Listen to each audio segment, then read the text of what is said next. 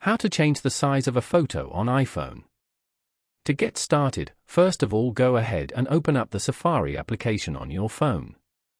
Safari allows users to browse the internet, view websites, and manage browsing data.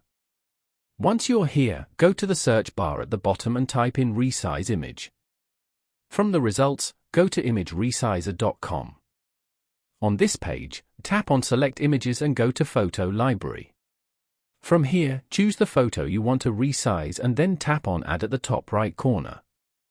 Wait for the photo to upload. You have now successfully resized this photo.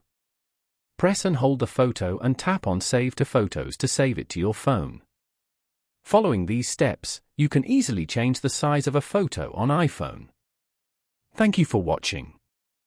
Please leave a like if this tutorial helped you, or leave a comment below if you have any questions related to the video.